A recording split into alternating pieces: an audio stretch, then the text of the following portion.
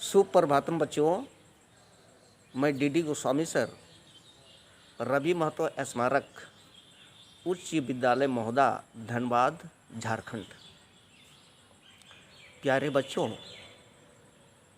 आज मैं आप सबों को एक मर्म स्पर्शी यानी हृदयंगम योग्य एक कथा सुनाने वाला हूँ। आप इस कहानी को अंतिम तक अवश्य सुनेंगे। प्यारे बच्चों,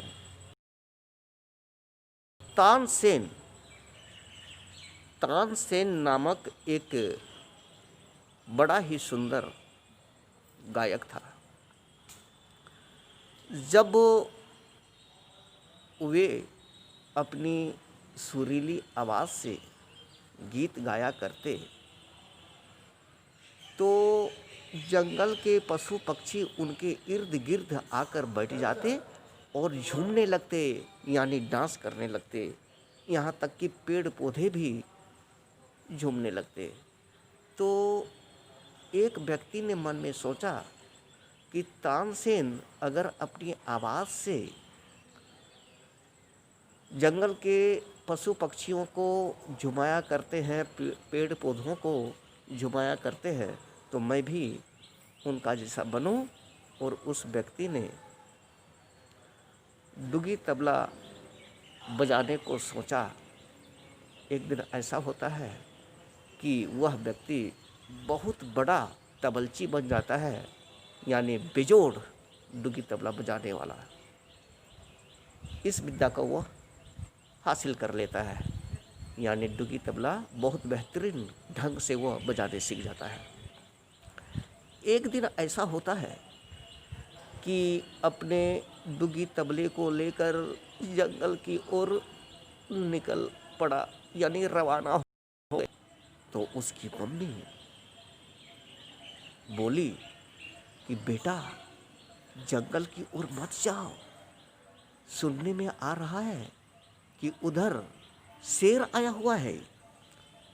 वह तबला बजाने वाला भाई ने अपनी मम्मी को, अपनी बुढ़ी मम्मी को बोला, नहीं माँ, मैं आज अवश्य जाऊंगा और अपने डुगी तबले की ताल में पेड़ पौधों को झुमाया करूंगा, सभी जानवरों को, पक्षियों को नचाया करूंगा। और वह चला जाता है अपनी मम्मी की बात काटकर।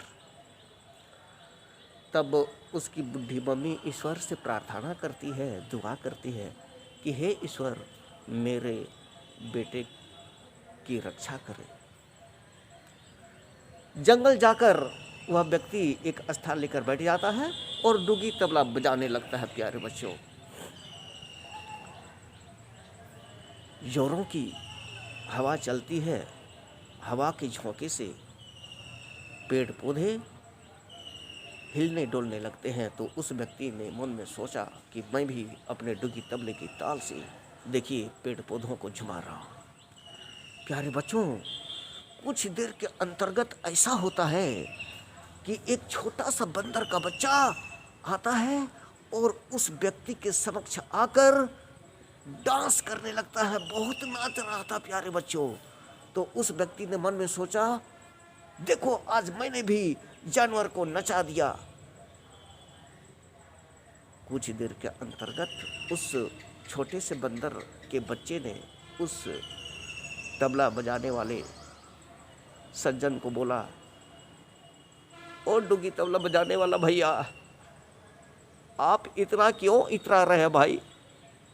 मैं आपके लिए थोड़े ना डांस कर रहा हूँ, न मुझे कोई नाचने का शौक है। तो डुगी तबला बजाने वाला बोला, अरे भाई, अभी तो तू नाच रहा था ना। तो बंदर का बच्चा बोला, वो बंदर का छोटा सा बच्चा बोला, मैं जो नाच रहा हूँ ना, जो आपकी डुगी में चमड़ी लगी हुई है, वह मेरी मम्मी की है, और आपका तबला में जो तबचा है वह मेरे पापा जी का है। मम्मी की ममता और पापा का प्यार मुझे पुकार रहे हैं। तो उनकी पुकार सुनकर मैं आया हूँ। प्यारे बच्चों, उस बंदर की मम्मी की चमड़ी और उस बंदर के पापा की चमड़ी डुगी तबले में लगे हुए थे।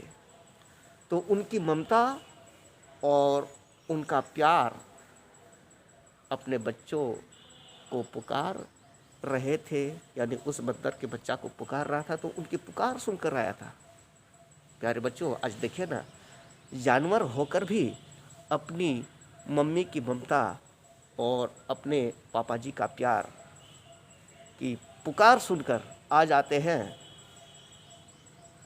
आज जानवर भी अपने मम्मी पापा के कितना गुण गाया करते हैं, और कुछ लोग ऐसे भी हैं जो कि अपनी मम्मी और पापा को कटु बानियाँ बोल देते हैं, उनकी बात माना नहीं करते हैं। कुछ देर के अंतर्गत ऐसा होता है बच्चों कि उधर से शेर आता है, तो वह बंदर का बच्चा भाग जाता है और उस आदमी को पकड़ लेता है।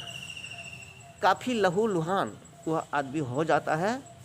माँ का आशीर्वाद था, किसी तरह वह बच जाता है। तो प्यारे बच्चों, कहने का तात्पर्य यह है कि आज जानवर होकर भी अपने मम्मी पापा के गुण गाया करते हैं, उनकी ममता उनके प्यार को याद रखा करते हैं। और कुछ ऐसे भी लोग हैं जो अपनी मम्मी अपने पापा की बात माना नहीं करते, यहाँ तक कि कटु बानियाँ भी बोल दिया करते हैं। तो प्यारे बच्चों, आप ऐसा ना करें। आप अपनी मम्मी पापा की बात को माना करें, उनके चरणों को प्रतिदिन छुआ करें और आशीर्वाद लिया करें, और उनकी बातों को हमेशा माना करें। ओके, धन्यवाद, धन्यवाद, धन्यवाद।